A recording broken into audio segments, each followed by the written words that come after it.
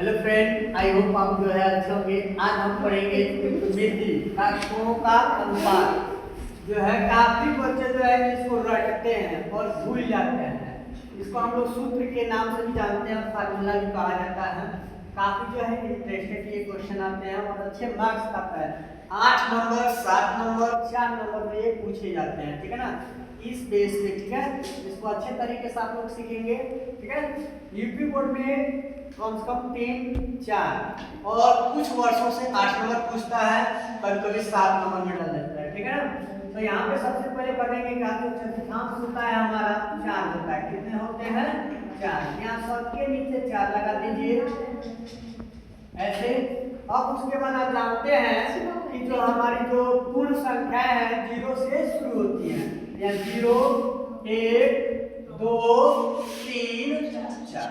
Okay, अब यहाँ पर आते हैं 4 से किसको काट कीजिएगा तो 0 उत्तर आएगा ना इसका, यहाँ 0 लीजिए। यानी कि साइन 0 का जो मान होगा, ओके, साइन 0 का जो मान होगा वो हमारा 0 का। उसी तरह इसका लेते हैं 1 का वर्गमूल 1 होता है, 4 का वर्गमूल 2, यानी साइन 30 का मान ये हो गया, ठीक है, 1/2। उसी तरह यहाँ पे आते हैं, ये 2 एकम 2, 2 दूनी 4। अब इसका जो है 1 का वर्गमूल 1 हो गया, इस 2 का नहीं निकलता है, √2 हो गया। तो इसका मान कितना हो गया?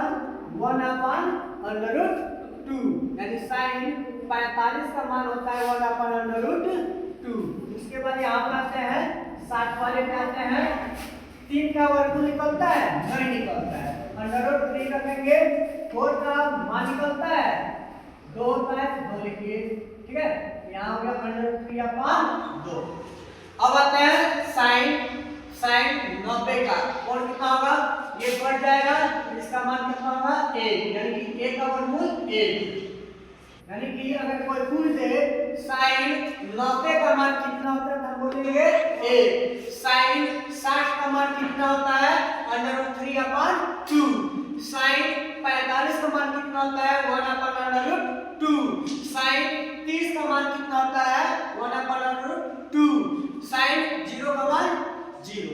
ओके, अब आते हैं इसी प्रकार जो है कास का कैसे निकालेंगे। देखिए इजी तरीका है, पहला आप निकाल लिए हैं, बाकी सब अपने आप सेट हो जाएगा। देखिए 1 को यहाँ लिख दीजिए, ये वाला जो है √3/2 यहाँ लिख दीजिए, ये यही रह गया, जैसे पलट देते हैं, ये यहाँ आ गया 0 यहाँ।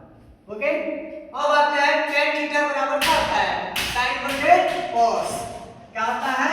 tan थीटा बराबर होता है sin थीटा/cos थीटा। या तो पता है, बताया गया था। तो क्या करेंगे? cos को इसमें भाग कर देंगे। 1 से 0 में अगर हम भाग करते हैं, 1 से 0 भाग करेंगे तो कितना आएगा? 0 आएगा ना, 0। ओके, ये वाला देखिए 2 इससे कैंसिल हो गया, क्या बचेगा? 1/√3। फिर ये अभी हम काटेंगे नहीं, 2 रहने दे रहे हैं, ठीक है। फिर देखिए ये दोनों सेम है, इससे ये कैंसिल हो गया, कितना बचेगा? 1। फिर यहाँ देखिए 2 और 2 ये कैंसिल हो गया, तो √3/1 बचेगा। जैसे ऐसे देखिए 3/2, फिर 1/2, इससे कैंसिल बचेगा √3/1। इसका मान कितना निकल गया? √3। अब भाई यहाँ पे 0 से 1 में अगर हम डिवाइड करते हैं तो डिवाइड होगा? नहीं होगा। तो इसको बोलते हैं अपरिभाषित। अपरिभाषित मतलब इसको कहा नहीं जा सकता है, या इंग्लिश में बोलते हैं इसको इनफिनाइट, या लिख सकते हैं अपरिभाषित, ठीक है। अब यहाँ पे आते हैं, जो tan का जो होता है इसका उल्टा cot का होता है। अब ये जो है यहाँ लिख दीजिए, ठीक है। अब परिभाषा का ये सिंबल होता है, √3 यहाँ पर जाएगा, 1 यहीं पर हो गया, इसको जो है हम इधर ट्रांसफर कर देंगे और 0 यहाँ। ओके, अब यहाँ पे देखेंगे सेक है, क्या है? सेक। अब यहाँ क्या करेंगे हम? यहाँ पे देख रहे हैं, अब यहाँ पे जो है हम cos एक बराबर होता है 1/cos थीटा। क्या होता है 1/cos थीटा। तो यहाँ पर हो गया इसके लिए 1/1, इसका मान कितना निकलेगा 1। यहाँ पर आते हैं, ठीक है ना, तो 1/, ये पूरा लिखेंगे √3/2, पलट गया ना, 2/√3 पलट दिया जाएगा। ये पलटेगा तो क्या होगा √2/1, यानी कि √2। इसको पलटे क्या होगा केवल 2 होगा, जैसे 2/1 होगा ना, इसका केवल 2 लिखेंगे। ओके, यहाँ पे 0 है, 0 के नीचे हम क्या मानते हैं 1, इसको पलटिएगा क्या होगा 1/0 होगा ना। इसका क्या होता है अपरिभाषित, क्या होता है अपरिभाषित, है ना, उल्टा बनाते हैं वैसे। अब यहाँ पे जो है sin का जो होता है इसका ठीक उल्टा विपरीत जो है cosec का होता है।